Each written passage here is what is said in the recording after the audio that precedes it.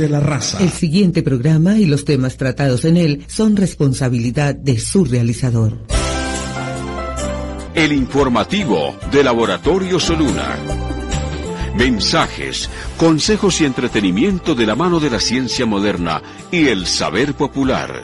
El informativo de Laboratorio Soluna. Dirige el doctor Jorge Holguín.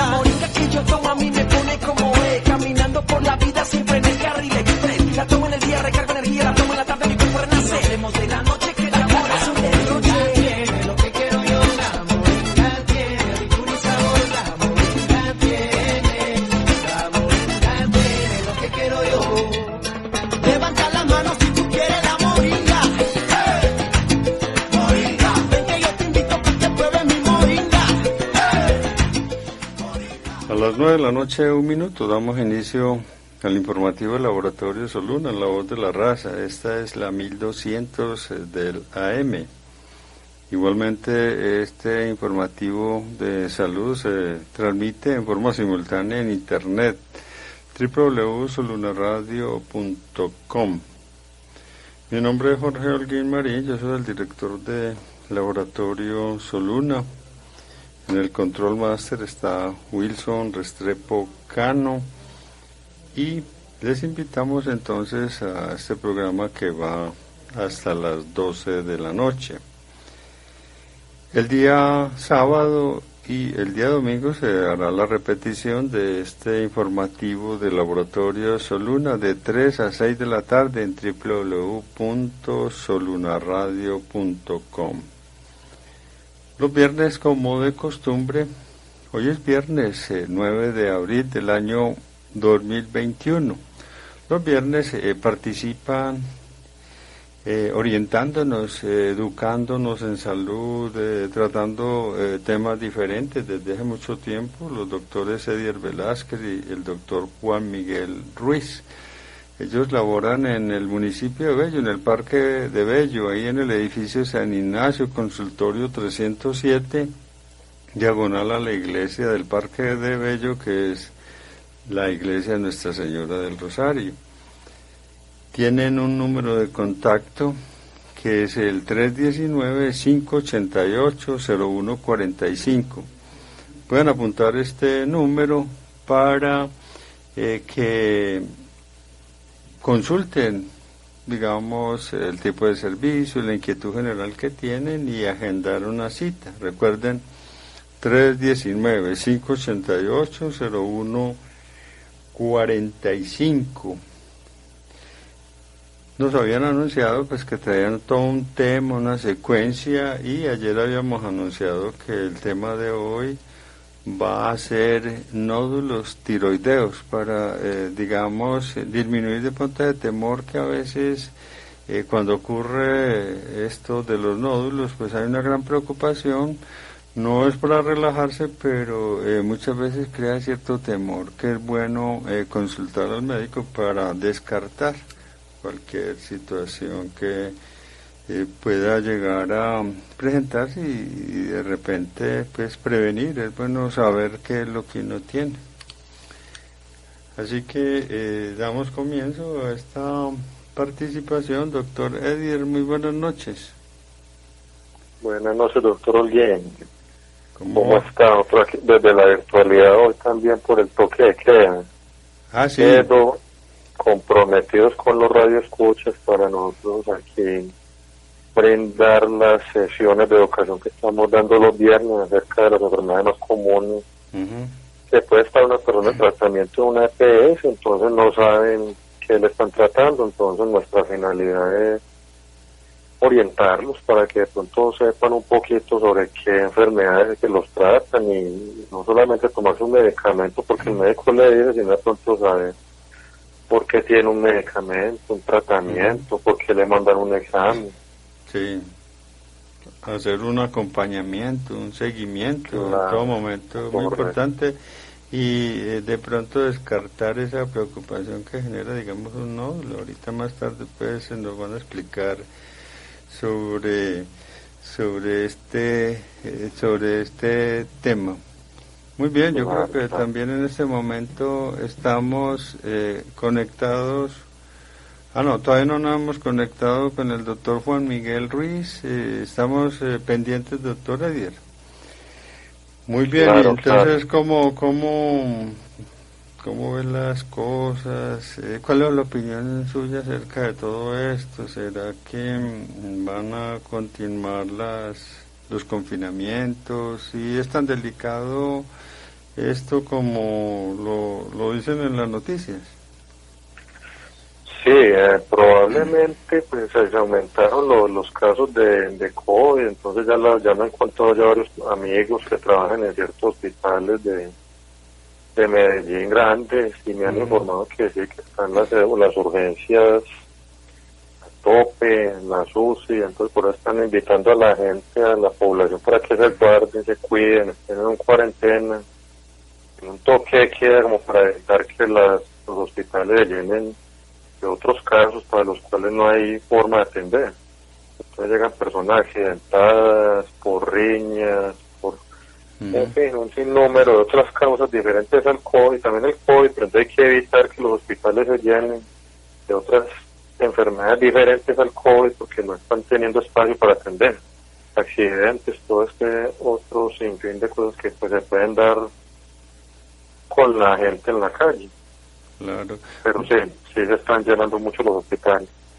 Bueno, hay un gran temor ese uno escucha a las personas que dicen yo trataría de incluso cuidarme en la casa al máximo para no tener que ser hospitalizado, porque hay un temor de que cuando hay hospitalización hay un porcentaje altísimo, una probabilidad de que pronto resulte en una unidad de cuidados intensivos. Realmente las unidades de cuidados intensivos, las UCI, ¿en qué momento en general se determina que se remite a una unidad de estas a algún paciente por cualquier tipo de enfermedad? Cuando hay falla respiratoria, cuando hay infecciones severas, sepsis, por ejemplo. Cuando hay insuficiencia cardiorrespiratoria, el sistema cardiorrespiratorio no funciona, entonces necesitan asistencia ventilatoria, asistencia vascular, todos esos casos de COVID en los que hay insuficiencia respiratoria, que no, la persona, el organismo no es capaz de oxigenarse por sí mismo. Accidentes severos, todo lo que son los TEC, o sea, los traumas encefalocraneanos graves. Accidentes severos. Accidentes severos. Que pierden traumáticos también, accidentes, claro, correcto. Entonces, como las UCI se pueden llenar por cualquier otra causa, entonces hay que evitar que esas otras causas aparezcan. Que no solamente durante la pandemia de COVID, esas causas se tienen que evitar siempre, pero el problema es que ahora como están llenas las UCI, entonces tengo conocido en otro hospital y me han dicho, no, tienen que muchas veces decir a la persona que no puede asistir, o tienen que dejar complicar un rato mientras de pronto desocupan una cama, o lo reciben y tienen que ubicarlos en cualquier parte porque no tienen una UCI o una camilla de alto nivel para darle soporte. Claro. Entonces eso es lo que está ocurriendo. ¿Qué piensa el doctor Edier esto de que están hablando sobre que cada vez hay mayor, digamos, presencia de la enfermedad que afecta a personas más jóvenes? ¿Eso es solamente por obviamente mayor exposición a las personas más jóvenes o también otros detalles? probable que sea que el virus esté ya evolucionando, como dicen por ahí también, que de pronto hay nuevas cepas o nuevos mecanismos del virus que estén haciendo que personas que no se complicaban antes se estén complicando ahora. Pues igual se han visto personas jóvenes que se complican, pero se da uno cuenta, como le puedo comentar, tengo conocidos en hospitales de alto nivel y me dicen que sí, personas de 20 años, 30 años se han complicado, se han muerto. Sí, que igualmente también porque estaban pues trabajando la empleabilidad, todo esto, pero el año pasado también todo ese grupo poblacional el que estaba trabajando y también se complicaban eran las personas mayores. En este momento, doctor Edier, estamos conectados también con el doctor Juan Miguel Ruiz. Doctor Juan Miguel, muy buenas noches. Buenas noches, doctor Ollín, a todos los oyentes. ¿Cómo les va? ¿Qué me perdí? No, bien, estamos haciendo ahí con el doctor Edier una introducción, pues es casi inevitable también hablar de lo que estamos ocurriendo en este fin de semana, que hay un confinamiento aquí en Antioquia y que pues hay cierta preocupación porque está afectando a personas cada vez más jóvenes pues lo de esta enfermedad. Así es, incluso en Chile, en muchos otros países se ha descrito que posterior a la infección primaria por COVID puede haber un síndrome que se da semanas después, que ha pues cobrado la vida de muchos niños. Entonces, el problema del COVID es que no se sabe qué pasará como consecuencia de la infección a futuro. Así las secuelas. Las secuelas, exactamente. Muy bien, entrando pues en el tema para darle una secuencia un poquito educativa, de ilustración a los oyentes, que les cuento que agradecen mucho la participación de ustedes. Yo igualmente, en nombre del Laboratorio Soluna, a mí me parece que sí, hablar es inevitable hablar de las enfermedades, pero llegar a educar, a informar sobre otro tipo de enfermedades también es muy importante. El tema pues para esta ocasión es los nódulos tiroideos. ¿Qué es un nódulo tiroideo y qué tan frecuente es? Bueno, a ver, los nódulos, ¿se nos está escuchando bien, cierto que sí? No, perfecto, como si estuvieran aquí en La Voz de la Raza.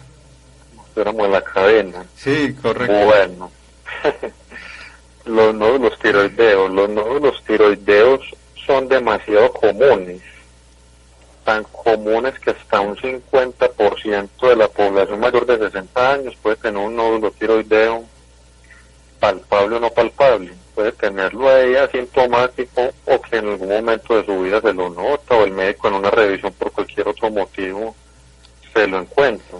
No, pues yo ya me estoy tocando y está Álvaro Ortiz Niño, que es un periodista, ya nos estábamos tocando el cuello. Ya estaban tocándose el cuello, entonces si hay unos que se palpan cuando normalmente son de más de 1 centímetro, los que son por debajo del centímetro a veces son muy difíciles de palpar ya con el tacto en la revisión médica, pero entonces es importante dejar algo claro, no todo lo que se palpe en el cuello es la tiroides, no todo lo que se palpe en el cuello es un nódulo tiroideo, no todo lo que se palpe en el cuello es un bocio. El nódulo tiroideo es un hallazgo ecográfico, entonces no es que yo lo palpe y digo hay un nódulo, no, puede sugerir que es un nódulo por la forma, pero puede ser un bocio también. Entonces el nódulo tiroideo se define desde la ecografía, desde las imágenes, pero principalmente desde la ecografía, en donde se evidencia que es un tejido diferente a la tiroides. Entonces es, digamos, una masita dentro de la tiroides cuyas células y cuyas características en la ecografía son diferentes a la glándula tiroides normal. En cambio el bocio multinodular, que es un agrandamiento de la glándula con nódulos, o los nódulos autónomos, que son un crecimiento de la misma glándula con el mismo tipo de células de la glándula, que producen hormona tiroidea en mucha cantidad o pues la producen en poca. Entonces un bocio se puede dar tanto en hipertiroidismo, que más bien lo conocemos como tirotoxicosis, para hablar en general del exceso de hormona tiroidea, o en el hipotiroidismo. Entonces en la enfermedad de Hashimoto, en la tiroiditis de Hashimoto se puede ver un crecimiento de la glándula que es bocio y no es un nódulo y se palpa. En la enfermedad de Graves, que es una tirotoxicosis, o sea, un exceso de hormona tiroidea, también puede haber un bocio. Se crece la glándula tiroides y no es un nódulo. Entonces el nódulo lo va a decir la ecografía. Entonces, ya que aclaramos ya que es el nódulo y el bocio, ya que son diferentes, entonces vamos a examinar como la frecuencia, otra vez como les decía ahorita. Hasta en un año, 0.1% de la población, o sea que somos 7.000 millones de habitantes, 0.1 casos por año, se ven, o sea, digamos unos 7 millones de casos al año, salen nuevos con nódulos tiroideos, son muchos, 7 millones a nivel mundial por año, casos nuevos. Más el subregistro. Claro, más el subregistro también. Entre un 3 a un 7% de los adultos van a tener un nódulo palpable. Digo palpable porque ahorita mencioné que se van a palpar normalmente los que son de más de 1 centímetro. Entonces en la visita médica a nivel mundial, un 3 a un 7% de la población se encuentran con nódulos asintomáticos, no han sentido nada, ni se lo han detectado y el médico se lo detecta. Se detecta aún más cuando empezamos a hacer ecografías del cuello por alguna otra causa. Enviamos una ecografía porque vimos una masa en cuello que no pensamos que era la tiroides porque está en otra ubicación, o hay unas adenopatías como lo hablamos algún día en un tema hace una semana, o cualquier otra causa, o un dúplex de arterias de cuello, bueno, sí, y se encuentra por incidentalmente un nódulo tiroideo. Y se ha encontrado que personas que le hacen ecografías por otra causa diferentes a búsquedas en la tiroides, hasta en un 67% han encontrado nódulos tiroideos. Y de hecho hace muy poco tuve una paciente con esa condición. Me consultó por una adenopatía y en la tiroides no se le encontraba absolutamente nada y evidentemente tenía también, fuera de las adenopatías, tenía un nódulo tiroideo que se le encontró en un hallazgo incidental, pero que se encontró. Cuando se hacen tomografías de tórax, de cuello, porque una tomografía de tórax puede incluso llegar hasta el cuello, porque es en el límite entre el tórax y el cuello, se puede encontrar un nódulo tiroideo, hasta en un 16% de las personas que le hacen una tomografía. Entonces, palpándose 3 a un 7%, con ecografía hasta un 67%, por tomografía hasta un 16%, hallazgos incidentales. Y como les dije ahorita inicialmente, son 50% de la población mayor de 60 años, también van a tener nódulos tiroideos. Entonces vemos pues que es algo muy frecuente. Ahora, no todos van a ser malignos, ni van a ser cáncer, no. Simplemente cuando un nódulo tiroideo, entonces miramos las características, por eso vamos a ir desarrollando más el tema. Claro. Pero no es que todo el que tenga un nódulo en la tiroides que es maligno, no, para nada. ¿Qué se sabe pues en estos nódulos? Cuando encontramos un nódulo tiroideo, hasta un 5% podría ser maligno. Pero un cáncer papilar de tiroides, medular, folicular, el cáncer que es indiferenciado también de tiroides, es como de los más agresivos. Pero afortunadamente cuando se encuentra cáncer de tiroides, el 90% es el cáncer papilar, sí, que es el más frecuente, hasta un 90%, y es el que mejor pronóstico tiene, porque normalmente se detecta, cuando se detecta en estadios tempranos y tiene muy buena evolución. A diferencia ya de los otros indiferenciados, foliculares, medulares, que de pronto tienen un peor pronóstico, pero tampoco pues es que porque tengan peor pronóstico van a ser intratables, tampoco así. Pero el más frecuente, que es el papilar, es el menos agresivo, entonces también por ese lado pues es bueno que toda persona que crea detectarse algo en el cuello consulte, porque si pues por desgracia o por fortuna le detectamos un nódulo y detectamos un tumor empieza a tratarse a tiempo. Entonces puede haber un tratamiento a tiempo y es muy muy importante pues como esa parte, no tranquilizarse con los nódulos tiroideos. Bueno, doctor, como el programa es bastante didáctico, yo por lo menos en lo que ocurre pues con medicina natural, con naturopatía, hago mucho énfasis en la parte de la fisiología, en la función, o sea, cómo son los mecanismos. Gustaría saber un poco cómo funciona la glándula tiroides, o sea, los nódulos ahí está bien, pero en general la glándula tiroides, cómo funciona y cómo se enmarca aquí los nódulos tiroideos. Sí, en algún programa ya le habíamos explicado cuando hablábamos del hipo y el hipertiroidismo, pero recordemos qué es la tiroides. La tiroides es una glándula. ¿Y qué es una glándula? Una glándula es un órgano que se encarga de secretar sustancias al torrente sanguíneo para que el organismo cumpla cierta función. Es decir, que estas sustancias hormonales tienen que hacer un trabajo, digamos un trabajo metabólicamente activo que genere algún tipo de energía. Entonces, la tiroides está ubicada en la parte anterior del cuello, acercándose a la clavícula, como debajo del cartílago de la manzana de Adán, y que mide aproximadamente 4 centímetros de alto por 2 de ancho y que pesa unos 10 a 30 gramos. La gente se confunde a veces porque le dicen tiroides derecha y tiroides izquierda. No, lo que pasa es que si bien tiene 2 lóbulos laterales esta glándula, están unidos a la mitad por un istmo. Entonces tiene básicamente la forma de una H. Y en el tema de hoy es muy importante decir qué estructuras rodea esta glándula. La glándula tiroides tiene mucha relación con la tráquea y el esófago, y también con el nervio laríngeo recurrente. ¿Por qué digo esto?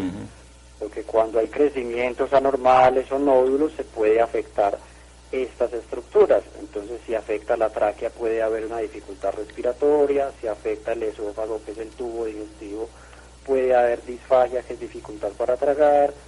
Si afecta el nervio laríngeo recurrente puede haber disfonía, es decir, dificultades en la voz. La hormona tiroides, además de secretar pues esta famosa T4 libre o levotiroxina, también tiene otras glándulas atrás que se llaman las paratiroides, que están involucradas en el metabolismo del hueso, que secretan esta hormona paratiroides, que es la que entra calcio a los huesos. Y también tiene unas células que se llaman células C, que secretan calcitonina, que también está involucrada en el metabolismo del calcio. Esto lo digo porque cuando se saca la glándula tiroides, entonces pueden haber afectaciones a nivel del calcio y de los huesos. Esto es una cosa importante decirla, y porque también, dependiendo de la célula que esté afectando el nódulo, puede haber un tipo o no de cáncer. Pero eso de pronto más adelante lo ampliamos. Ahora, recordemos que esta T4 libre es una hormona que secreta la glándula tiroides y que la secreta a partir del yodo. El yodo entra pues a estas estructuras como lagos que hay en la tiroides, unos pequeños laguitos o lobulitos con líquido en su interior, y el yodo lo aprovecha la glándula para, a través de unos distintos transportadores internos, fijar a una proteína que se llama tiroglobulina, esta sustancia, el yodo, para formar la T3 y la T4 libre. Posteriormente esta T3, que es la hormona pues que es más potente, pero que dura muy poco en la sangre, es la forma más potente y activa. Y también tenemos la T4, que es más duradera en la sangre y que se encuentra en más cantidad, y por eso es la que vamos a medir.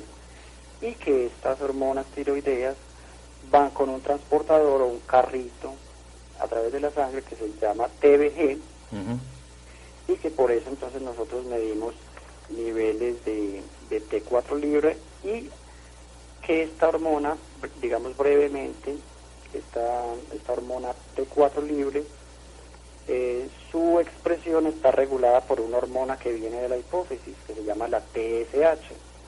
Por eso recordábamos que nosotros medimos niveles de TSH y de T4 libre, que eso es muy importante a la hora del diagnóstico del hipo y el hipertiroidismo, pero también tienen una implicación importantísima en el tema del nódulo tiroideo, que más adelante ampliaremos. Sí, o sea que ¿Para qué sirve la tiroides? Sí. Brevemente concluyo aquí.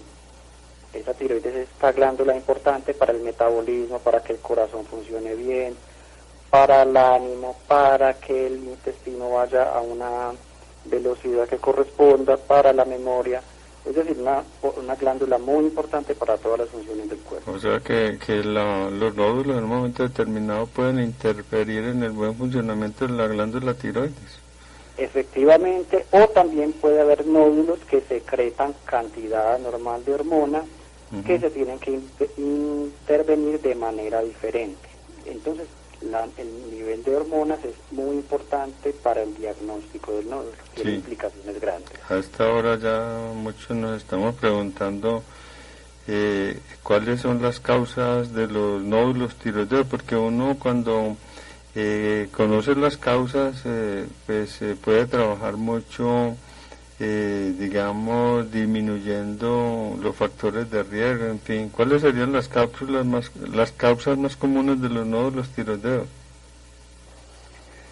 Sí, claro, dentro de las causas, pues, como muchas enfermedades, en la medicina a veces no hay causas claras, con causas que estén, pues, como digamos, más estudiadas, con los nódulos tiroideos, a veces se dice que, a veces no. Hay un componente que es ambiental, genético, que le iba a dar a la persona. ¿Por qué? No se sabe, le iba a dar como cualquier enfermedad, como cualquier condición. Pero hay unos factores que están relacionados también, que es la tiroiditis de Hashimoto, favorece que haya nódulos en la glándula, no en el momento que tiene la enfermedad, sino a futuro. Entonces, de pronto, una persona tiene una tiroiditis de este tipo y a futuro tiene más, es una enfermedad autoinmune que ya la hemos mencionado alguna vez. Estos anticuerpos generan que de pronto la glándula tienda a formar nodulación, entonces es una de las causas. El sexo femenino es una causa muy importante. ¿Qué porcentaje? En más de un 90% de los casos de nódulos tiroideos encontrados son mujeres. Claro, no quiere decir que en los hombres no dé, pero principalmente es en las mujeres que se han... ¿Pero por qué más en las mujeres de pronto? No se sabe. Puede ser la misma relación autoinmune. Se sabe que también esa enfermedad puede tener factores autoinmunes, genéticos, pero hay enfermedades que por sí dan más en las mujeres y no hay una causa clara. Se sabe qué dar y entonces están en investigación de eso, a ver cómo encuentran curas, porque si dicen, bueno, si un hombre da menos migraña, menos colon irritable, menos artrosis de cadera, como otras enfermedades que dan más en mujeres, entonces eso lo investigan para poder encontrar a ver si estas enfermedades que dan menos en hombres se puede hacer la investigación, encontrar la causa para que las mujeres se puedan curar. Pero definitivamente pues no se ha podido encontrar eso y por eso las enfermedades más prevalentes en las mujeres siguen ocurriendo porque las causas no se encuentran. Entonces muchas causas en las enfermedades que son más comunes en las mujeres no se ha podido saber qué es. Si se hubiera encontrado la solución, el causante, de pronto estaría ahí como el tratamiento y la cura. Pero no, hay ciertas afecciones más comunes en las mujeres y no se sabe qué es. Pero eso tiene que ir en los genes, tiene que ir en la parte genética, en la parte evolutiva. Por algún motivo la evolución lleva eso con la mujer y así funciona la naturaleza, pero hay cosas que no se saben todavía aún. ¿La raza? También, bueno, la raza. En cuanto a la raza, pues se sabe que puede dar en cualquier tipo de personas, pero en cuanto a raza tampoco es como que digan más en una en la otra, ¿no? ¿Qué sí prevalece? En la edad. Entre la tercera y cuarta década da más, y en las mujeres. Entonces lo que se sabe más da en mujeres, entre la tercera y cuarta década de la vida, a mayor multiparidad, mayor riesgo de tener nódulos tiroideos, o sea, mayor número de embarazos. Y también se relaciona con el tabaquismo, la edad avanzada, el déficit de yodo también, por lo mismo que decíamos ahorita. La enfermedad tiroidea va muy relacionada con la aparición de nódulos a futuro. por algún motivo la glándula se inflama, entonces el yodo empieza a funcionar mal, o cuando el yodo hay escaso yodo, entonces la glándula se inflama, y cuando hay inflamación entonces tiende a haber nódulos a futuro. Entonces otra de las causas, el déficit de yodo también. Enfermedades malignas, como dijimos ahorita, pues no es que todo nódulo tiroideo sea maligno para que no se vaya a asustar todo el que lo encuentre, ¿no? Solamente hasta un 5% puede llegar a ser maligno. Y como ya dije ahorita, de los malignos el 90% es el cáncer papilar, y este es el que mejor pronóstico tiene. Entonces, el medio ambiente, no es para preocupar. El medio ambiente. El tabaquismo y el factores ambientales, factores ambientales y genéticos que favorecen la aparición de nódulos, pero ¿cuáles exactamente? Tampoco se sabe. Se sabe que hay factores ambientales y genéticos que sí favorecen que las personas tengan nódulos tiroideos, pero tampoco se identifican cuáles son los factores. Entonces en medicina hay muchas incógnitas, demasiadas incógnitas hay. Hay cosas para los que no se encuentran, enfermedades que no es imposible encontrar una causa, una relación con un agente causal, pero se sabe que por ahí va la situación, el causante, pero no se sabe. Es claro que hay factores ambientales que lo causan, pero no se ha podido saber. Entonces, así como, en resumen, el sexo femenino, tercera, cuarta década, tabaquismo, a mayor número de embarazos, mayor riesgo, las causas malignas, y lo otro era la tiroiditis, la radiación, y la radiación del cuello, cuando tienen radiación del cuello, porque tienen un cáncer de lengua, es correcto, cáncer de lengua, un cáncer en un linfoma, por ejemplo, que le van a hacer radiación en ganglios de cuello, un cáncer de piel, cualquier cáncer que tenga que coger el área del cuello, favorece también la aparición de nódulo, y favorece que ese nódulo se convierta maligno con mayor probabilidad.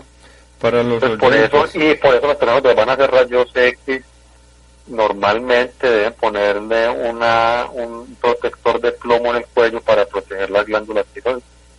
Ya muchos se habrán dado cuenta de eso, cuando le van a hacer los rayos X de tórax o un rayos X en general que comprometa el cuello, tiene que poner un protector de plomo en ese punto, el del cuello. Es precisamente para eso mismo, para que no haya un cáncer de cuello, porque es una glándula muy susceptible a cambios malignos. Claro. Entonces, es correcto. En este momento los radioescuchas dirán, bueno, digamos, antes de ir a una consulta, o sea, una persona, un paciente, ¿qué puede llegar a sentir? O sea, obviamente en la consulta pues va a expresar lo que está sintiendo, pero aún una persona común y corriente que todavía no ha ido a la consulta médica y que ameritaría ir a la consulta médica, ¿qué puede llegar a sentir? ¿Qué puede estar sintiendo alguien que digamos ya tenga un nódulo y todavía no haya asistido a consulta y ni siquiera se lo hayan diagnosticado? La mayoría de los pacientes con nódulo tiroideo son totalmente asintomáticos. Por eso decíamos ahorita que muchas personas lo tienen y solo se les detecta ya en una autopsia, o muchas los tienen sin notarlos y no les pasa nada durante toda la vida. Y sin embargo, a pesar de que la mayoría de los nódulos son benignos, vale la pena estudiarlos.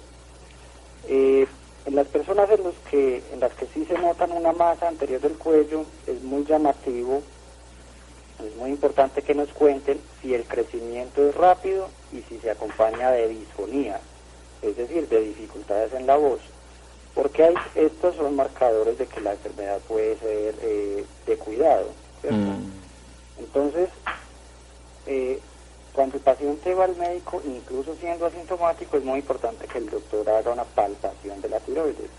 Se hace de rutina, así el paciente esté consultando por cualquier otra cosa, porque muchas veces incidentalmente el doctor es capaz de palpar un agrandamiento en la glándula.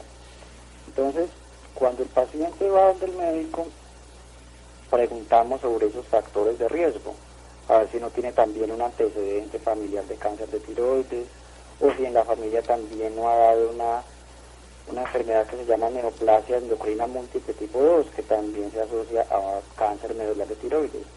Y preguntamos estos probables antecedentes que explicaba el doctor Velázquez, como la exposición a radiación. También importante la edad del paciente. Pacientes menores de 20 años con una masa en el cuello o mayores de 70 son para ponerle atención. En el examen físico, ¿qué vemos los doctores? La induración en la parte anterior del cuello donde está localizada la glándula tiroides, o bien, además de eso, adenopatías, que son ganglios adyacentes o cercanos al área de influencia de la tiroides. ¿Y qué nos llamaría la atención al examen físico? Que haya una induración de más de 4 centímetros y que sea muy dura, es decir, que no sea cauchosa al tocarlo, que no se hunda y que no tenga buena movilidad. Ahora bien, es importante también preguntarle al paciente por síntomas que nos lleven a pensar en una hiper o una hipofunción de la glándula tiroidea. Entonces recordemos esos síntomas que ya hemos explicado en alguna ocasión, que los del hipo son como los síntomas que tienen que ver con esa baja energía, como que todo va lento. Entonces el paciente que está desanimado, el paciente que está con el corazón andando muy lento, que tiene estreñimiento, que está cansado, con caída de pelo, y que algunos de esos síntomas también coinciden con la hiperfunción. Cuando la glándula está funcionando mucho, también puede haber caída del pelo, suele haber más taquicardia, mentalmente suele haber más ansiedad, pero también puede haber depresión, suele ir como todo más acelerado.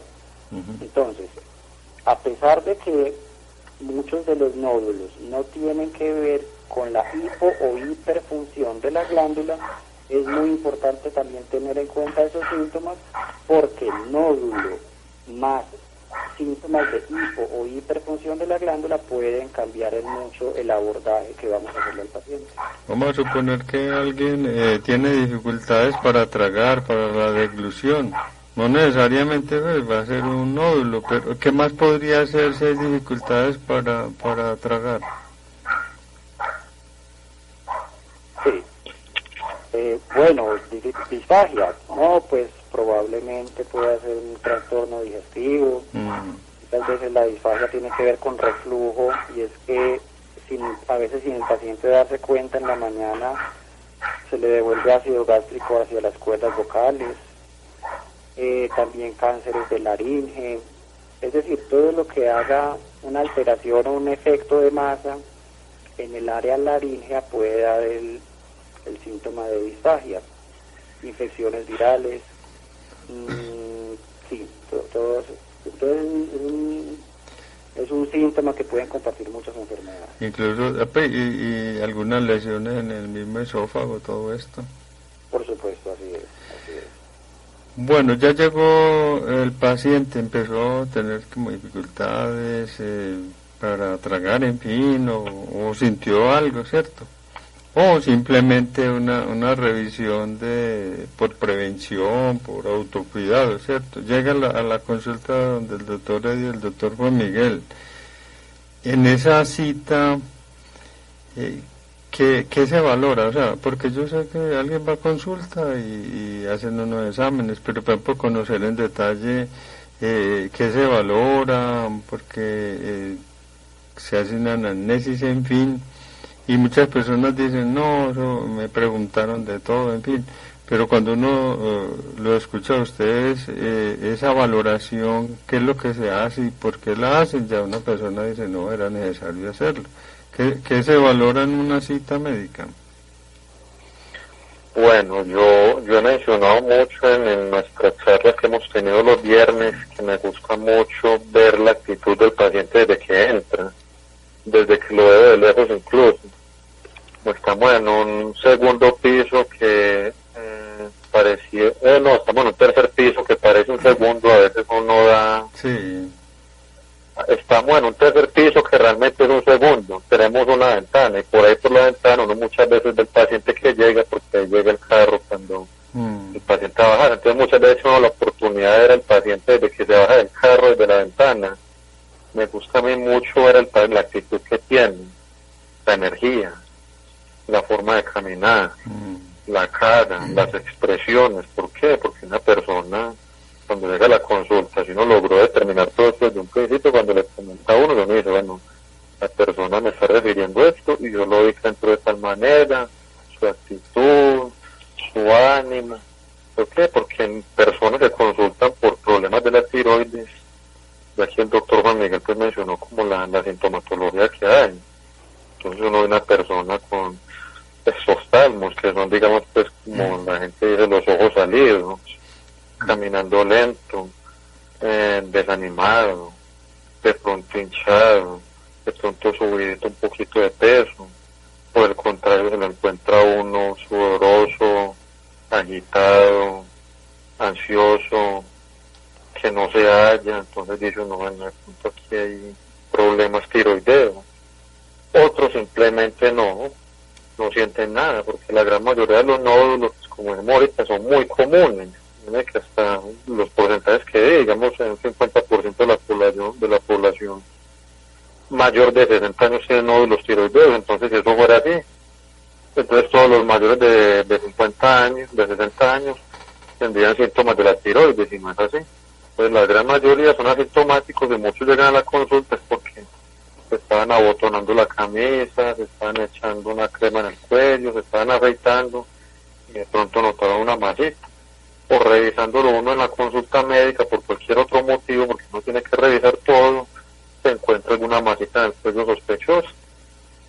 Entonces hay que tomar a la persona, ya una vez ya evaluando su aspecto general, hacer un interrogatorio muy profundo, antecedentes familiares de problemas en la tiroides, cáncer de tiroides, enfermedades tiroideas de cualquier tipo, enfermedades del cáncer que sean hereditarios, personas que en la familia todo el mundo tiene cáncer de tiroides, cáncer de mama, cáncer de colon, que va muy relacionado con el cáncer de tiroides también, porque son enfermedades genéticas que son hereditarias. Entonces la polipomatosis familiar va muy relacionada también con enfermedades de la tiroides. Entonces hay que preguntar todos estos antecedentes en la familia, para uno decir, bueno, de pronto hay más riesgo, pero si la persona le dice uno que por la familia no hay nada de tiroides, uno dice, bueno, de pronto no es que no, pero hay menos riesgo. Toda la sintomatología, entonces hay que mirar los síntomas del hipertiroidismo o del hipotiroidismo, ansiedad, depresión, cambio en el estado del ánimo, cambios en el ciclo menstrual, aumento del apetito, piel seca, temblor, hinchazón, de pronto un leve aumento del peso, porque recordemos que ya habíamos hablado una vez que el peso no se va a aumentar por la tiroides 10-15 kilos, no, eso ya son los malos hábitos, pero una enfermedad tiroidea sí puede aumentar unos 3 kilos, de pronto una enfermedad tiroidea por exceso de hormonas, o sea, una tirotoxicosis, que de pronto la mayoría van a pensar que es el hipertiroidismo, ya habíamos aclarado que hipertiroidismo no es tirotoxicosis, pero la tirotoxicosis hace referencia a todos los estados en donde hay exceso de hormona tiroidea, entonces refirámonos más bien a tirotoxicosis. Entonces una persona con exceso de hormona tiroidea sí puede pronto perder más peso. Una persona con déficit de hormona tiroidea, si va a aumentará máximo 3 kilos. Entonces preguntar toda esta sintomatología, caída del cabello, las uñas débiles, palpitaciones, que esto es como la gente lo relaciona a taquicardia, palpitaciones dicen algunos, y ya lo empieza a revisar uno y empiezan a encontrar hipertensión, piel sudorosa, o piel fría, o piel edematizada, o sea, hinchada. Ya cuando vamos a palpar la tiroides empezamos de pronto a encontrar, si es de más de 1 centímetro va a ser palpable un nódulo. Nódulos de más de 1 centímetro, ya hemos dicho, difícilmente se van a palpar. Entonces hacemos una revisión de la tiroides y se encuentra uno que hay un nódulo o algo más que un nódulo, se encuentra un bocio directamente, que ya es de un tamaño mucho más grande. Aunque hay nódulos muy grandes de más de 4 centímetros que pueden parecer un bocio, pues tampoco uno puede decir, no, es bocio porque es muy grande. No, hay nódulos y los nódulos de más de 4 centímetros hasta un 20% son malignos. Entonces cuando ya son de tamaños tan grandes, ya aumentan de ese 5% que dije inicialmente hasta un 20% en malignidad. Hay que revisar todo esto. Si hay adenopatías en el cuello, los ganglios que hay en el cuello normales se pueden crecer. Entonces si se crecen hay que estar mucho más atentos, porque cuando hay nódulos tiroideos o crecimiento de la glándula tiroides y hay adenopatías, y precisamente en el lado donde encontramos el nódulo, entonces hay que estar mucho más atentos de que no vaya a ser de pronto una enfermedad maligna de la tiroides. También podemos encontrar en ronquera en la persona, la disfonía, que a veces va a tener dificultad para respirar, para tragar, la voz se le va porque compromete estos nervios laríngeos, las cuerdas vocales, comprime la tráquea, que es por donde va a salir el aire que va a producir la voz. Pues todo este interrogatorio es muy importante, si ha tenido fiebre o no, pérdida de peso, porque además la pérdida de peso y la fiebre, pues como puede dar por un hipertiroidismo, por ejemplo, también puede dar en enfermedades como linfoma. Entonces un linfoma tranquilamente puede dar como pérdida de peso, pero además con debilidad, pues la pérdida de peso, fiebre, y tú vas a decir, eso es un hipertiroidismo, va por ese lado, y mentira que va por el lado más bien de malignidad, linfoma. Mira si son dolorosos, si son adheridos, que sean móviles, pues cuando son móviles pues tienen menos riesgo de malignidad. Cuando son crecimientos de cualquier tipo, de crecimiento de masa del organismo en general, una masa que crezca, que no sea móvil, que sea dura, que sea como una consistencia pétrea, o sea, como una piedra, pues tiene más riesgo de que sean malignos. Lo mismo pasa en la tiroides. Si encontramos nódulos de este tipo, uno dice, bueno, de pronto pueden ser malignos.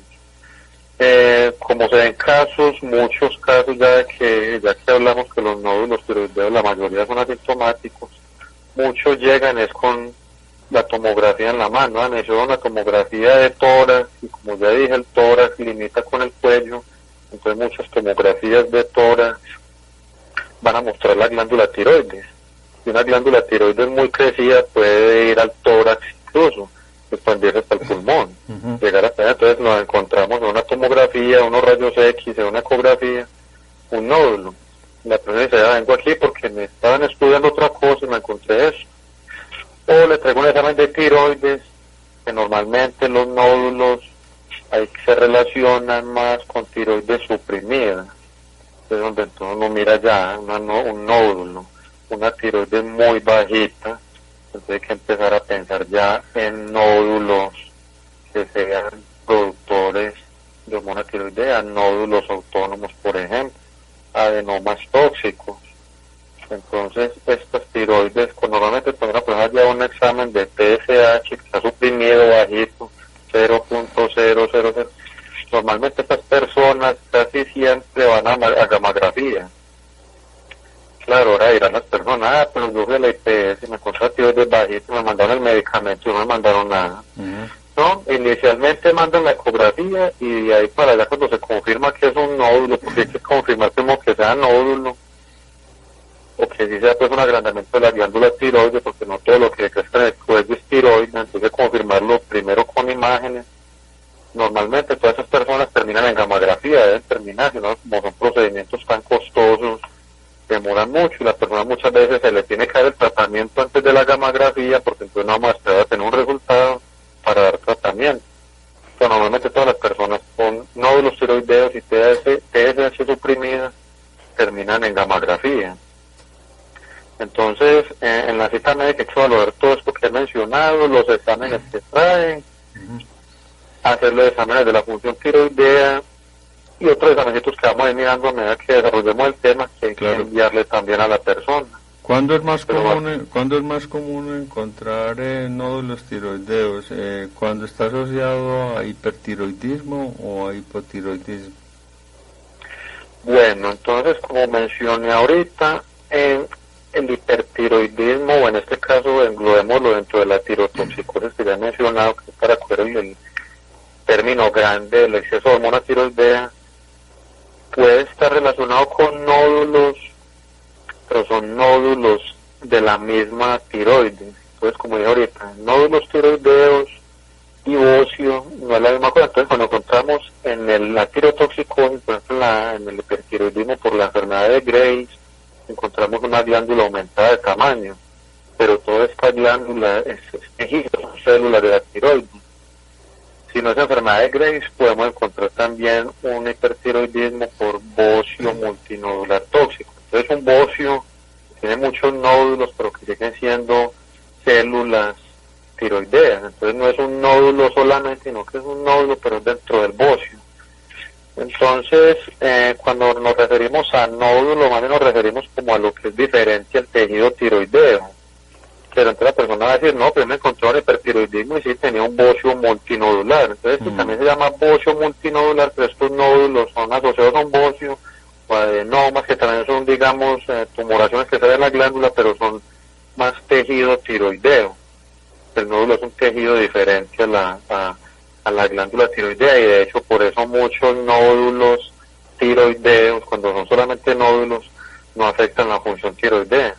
Entonces ya ahorita el doctor Juan Miguel lo ha mencionado, una persona puede tener un nódulo y es asintomático. ¿Por qué es asintomático? Porque como es un tejido diferente a la tiroides, puede no producir hormona tiroidea en exceso ni déficit de la misma, entonces no va a estar produciendo hormona. Pero con el hipotiroidismo, en la tiroiditis de Hashimoto, sí se ha encontrado, como mencioné ahorita, esta sí se relaciona con la aparición de nódulos, pero a futuro, por la misma inflamación. Como es una enfermedad autoinmunitaria, entonces a futuro la persona con una tiroiditis de este tipo puede empezar a desarrollar nódulos.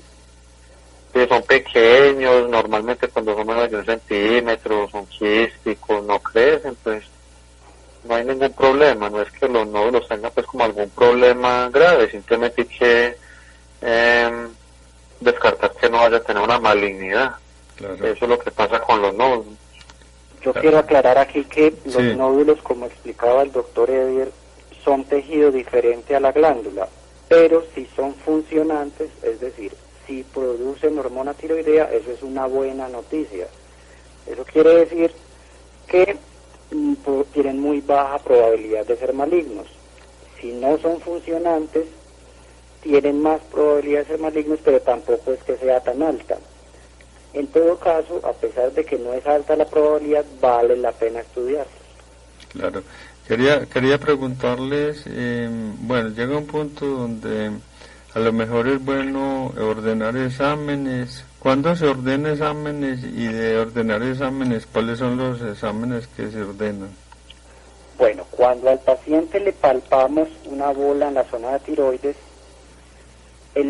los dos primeros exámenes que hay que mandar son la TSH y la ecografía de tiroides. Y aquí quiero aclarar una cosa. Paciente al que se le diagnosticó hipotiroidismo porque tiene la TSH baja, la TSH alta. Entonces solicitan que por qué no le mandamos ecografía a todas las personas a las que le mandamos hipotiroidismo, y no, realmente no tienen la indicación de mandarles ecografía. Ahora, si eso se acompaña de que le palpamos algo en la tiroides, ahí sí toca mandar ecografía. Estos son los dos exámenes principales. ¿Por qué ecografía? Porque me ayuda a ver las características de esa masa que está en cuestión. ¿Y qué vemos en la ecografía? Vemos el tamaño de la lesión, que eso tiene implicaciones importantísimas, si los márgenes son regulares o irregulares, porque la irregularidad de los bordes va a hablar de más probabilidad de malignidad, si el contenido al interior es más duro o es más quístico, eso es importantísimo porque mientras más duro, más se va hacia algo malo, y otras características como si es más largo que ancho, si se acompaña de agrandamiento de nódulos linfáticos y si se acompaña de mucha vascularización.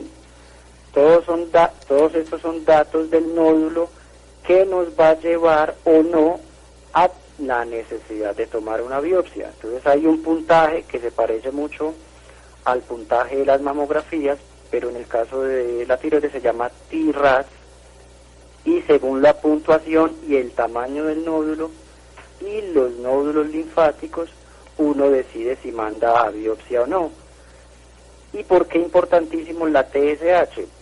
Porque dependiendo de si está baja o alta, se decide o no mandar gammagrafía. ¿Y qué es la gammagrafía? Esto es un examen en el que vía oral se le pone yodo radioactivo al paciente y hay que ver que el yodo capte en la glándula. Recordemos que esta glándula está sedienta de yodo, por decirlo así. Entonces vemos luego en mi imagen qué tanto yodo captó la glándula que ya tenía una masa y que tenía la TSH baja. Entonces, importantísimo ver la funcionalidad de ese nódulo. Bueno, entonces, cuando ya decidimos, por ejemplo, al paciente hacer una biopsia, que es la BACAF, porque ese nódulo fue muy sospechoso, entonces la BACAF es una biopsia que se hace a través de una aguja y por guía ecográfica, el médico tiene que chuzar exactamente en el nódulo, por eso tiene que ser con guía ecográfica. Entonces saca esa muestrica y la mira en un microscopio. Entonces al mirarla al microscopio, ahí tiene que hacer una nueva clasificación, a ver qué fue la sustancia que se sacó. ¿Y qué puede dar al microscopio eso? O bien que la muestra es insuficiente o mal tomada o indeterminada. ¿Qué toca hacer ahí? Nuevamente hacer la biopsia. Otro chuzón a las 4 semanas más o menos. Es un examen un poquito incómodo, hay que advertir. Y que es un examen que previamente hay que hacer pruebas de coagulación para que el paciente no tenga complicaciones hemorrágicas. ¿Qué otra cosa puede dar al ver esa muestra al microscopio?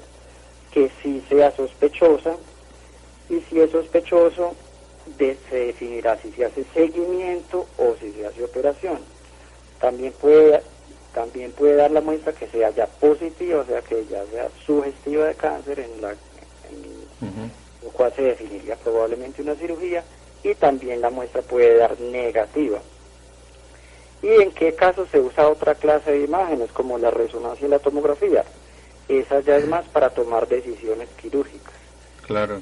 Entonces, para que el paciente se quede con una idea, paciente con masa tiroidea se manda ecografía y TSH, y a partir de ella se definirá si se hace gammagrafía, si se hace una biopsia porque dio sospechoso, y según el resultado de la biopsia ya se definiría seguimiento o cirugía. Pero la gran mayoría de ecografías, para beneficio de los pacientes y para tranquilidad, dan nódulos benignos a los que no hay que hacerles biopsia. Claro. Bueno, quería preguntarles qué son los nódulos fríos y los nódulos calientes. Los nódulos fríos y calientes.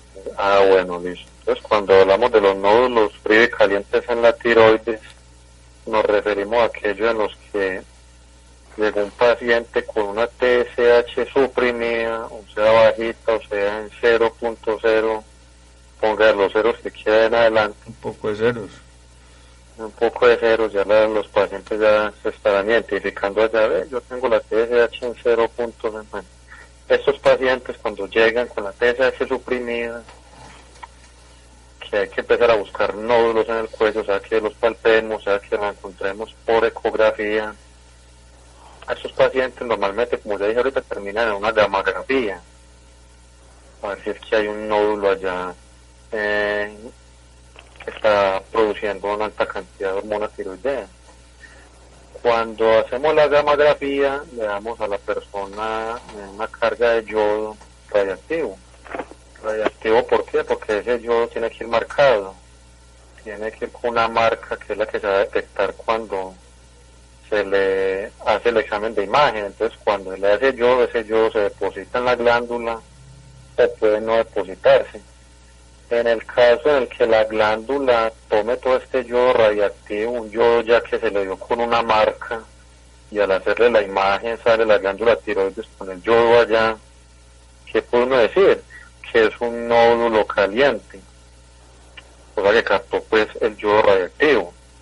En estos casos normalmente los encontramos cuando es en la enfermedad de Graves, en el busto multinodular tóxico, en el adenoma tóxico, o sea en los casos de hipertiroidismo, de tirotoxicosis, en el que hay un exceso de hormona tiroidea.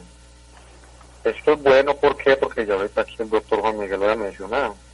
Estos nódulos que captan yodo, que están generando un exceso de hormona tiroidea, normalmente casi nunca son malignos. casi nunca. Entonces una persona con una gamografía, que encuentre uno que la glándula captó el yodo, uno dice, bueno, ya hay muy poca probabilidad de malignidad en estos. Esos son los nódulos que captan, que son calientes. Los que son los fríos no captan el yodo radiactivo, que son las tiroiditis agudas, una enfermedad viral, por ejemplo, porque hubo una tiroiditis por trauma, se golpeó un accidente de tránsito, se golpeó el cuello, entonces la tiroides sufrió, se inflamó. Estas son las frías, no van a captar el yodo en la gamografía. Aquí ya un 5, un 10% van a ser malignos. De esta manera pues, es baja la probabilidad. La gamografía no es para diagnosticar malignidad, no, es para detectar si hay una hiperfunción en la glándula. Pero indirectamente estas características nos dicen si hay probabilidad o no de malignidad. Entonces no es que la gamografía sea para detectar malignidad, no. Pero se ha encontrado que tienen relación. Entonces los calientes casi nunca son malignos y los fríos, o sea, los que no captan, entre un 5 y un 10% van a ser malignos. Pues recordemos que de esos malignos el 90% son los papilares y son los que el mejor pronóstico de muchos tipos de cáncer incluso, pues tienen un pronóstico muy bueno, un pronóstico excelente. No hay forma de que la persona se complique, que uno vaya a decir que es que hizo metástasis por causa de un tipo de cáncer de estos. Claro, y se deja avanzar, sí, hace metástasis, se riega otros tejidos, se compromete y la persona pues en última fallece, pero detectados a tiempo este tipo de cáncer no tiene un tratamiento muy exitoso. Bueno, hay otra preocupación que expresan muchas personas, es de que en el caso pues de que se encuentre, se diagnostique un nódulo tiroideo, que si esto ya definitivamente les alteraría la función hormonal tiroidea. El hecho de que les altere la función tiroidea no es tan mala noticia. A ver, cuando el nódulo, como en el caso de los adenomas tóxicos, o como en el caso del bocio multinodular tóxico, en el que no sería una sola bolita, sino varias, produzcan mucha hormona tiroidea, el tratamiento es muchas veces sencillo, basta a veces con terapia con yodo radioactivo, y recordemos que el exceso de yodo quema pues todos esos remanentes y lleva al paciente a un hipotiroidismo de por vida, como alguna vez lo explicamos. En cambio, los nódulos que no son de tejido tiroideo, pues como no tienen nada que ver con la glándula, no tienen funcionalidad, entonces no alteran las pruebas tiroideas. Pero algunos de esos nódulos que no alteran pruebas tiroideas son malignos. Entonces, si bien la mayoría de los nódulos que no alteran función tiroidea son benignos, el hecho de que no altere función puede ser una cosa mala en algunos casos. Sí. Ahora bien, algunos nódulos benignos, por su gran crecimiento, porque a pesar de que no hay nada malo en ellos, ya están dañando la voz, ya están cursando con dificultades para tragar o para respirar, puede ser necesario operar. Y en el caso de que estos nódulos que no alteran función tiroidea, encontremos que haya malignidad o gran sospecha, también puede ser necesaria la operación. Entonces los pacientes que nos escucharán y que alguna vez hayan tenido cáncer de tiroides, es muy probable que en el principio ni siquiera se hayan tocado ninguna masa y que no hayan tenido alteraciones de las pruebas tiroideas, es decir, no tenían ni hipo ni hipertiroidismo ni los síntomas del mismo. Entonces este nódulo que se halló y que se estudió y que resultó que era maligno, las llevó a una operación que es la tiroidectomía total, porque cuando se encuentra un nódulo maligno, lo mejor es sacar toda la glándula tiroides. Y por esta razón pasan a tener hipotiroidismo para toda la vida y también hipocalcemia, porque se lleva también las glándulas paratiroides, como yo mencionaba en el principio del programa. Entonces estas personas tienen que de por vida tomar dosis muy altas de levotiroxina por la siguiente razón, y es que la TSH, que es esa hormona famosa que tanto hemos mencionado, no solo funciona para que la tiroides produzca T4 libre o levotiroxina, sino que también tiene efecto trófico sobre la glándula y tejidos parecidos. Mejor dicho, esa TSH muy alta, no estimulada por buena levotiroxina en la sangre, lo que puede hacer es reactivar siembras de cáncer. Por esta razón, las personas a las que le sacan la glándula tiroides por cáncer tienen que tomar dosis muy altas de levotiroxina porque la TSH tiene que estar supremamente bajita. Y si por alguna razón, por un nódulo benigno, hubo que sacar toda la glándula, probablemente la gente no tenga que tomar dosis tan altas de levotiroxina. Y a veces el nódulo es pequeño, pero es sospechoso, no hay que sacar toda la glándula, sino que a veces se saca solamente el nódulo o se saca media glándula, pero esas son decisiones ya del cirujano, de los especialistas, pero es importante que el paciente conozca pues todas las opciones que hay. Claro, doctor Juan Miguel, quería preguntarle mañana, que ya es 10 de abril, en el municipio de Johanna, ¿van a atender consulta o ya el lunes? Ya el lunes, porque con esos toques de queda asumimos que todo va a estar muy solo, entonces sí, como tenemos un toque de queda continuo, no creemos que la gente de pronto vaya ahí. Pero pueden llamarlo a ese teléfono o claro, o escribirles ahí, 319 sí. 319-588-0145, ahí los invitamos a que llamen, pueden llamar mañana, claro. Claro, y normalmente la gente llama hasta los domingos, se les contesta, la secretaria responde el teléfono y les aclara sus dudas con respecto a valor de la consulta, horarios, la dirección, todo eso. La dirección, estamos en todo el Parque de Bello, al frente de la iglesia, ahí no hay forma de perderse. Edificio San Ignacio, hay contiguo a la tienda Soluna del Parque de Bello. Claro. Es muy sencillo llegar ahí, no hay forma de perderse. Todo el Parque de Bello, eso todo el mundo lo conoce. 319-588-0145, 319-588-0145. El doctor Juan Manuel también se sabe el teléfono. Juan Miguel. Juan Miguel, perdón.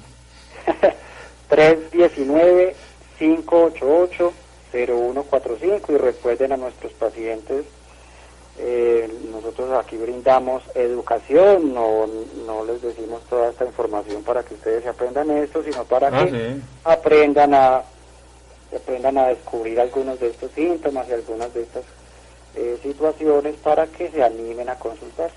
Para que se involucren en el proceso terapéutico, mayor información, mayor educación, mayor participación del paciente en el mejoramiento de su salud. Bueno, agradecemos pues su participación, muy buena información, se resuelven muchas inquietudes, esperamos que esto ha servido pues a las radioescuchas, y el próximo viernes de mediante estaremos por aquí, ¿está bien?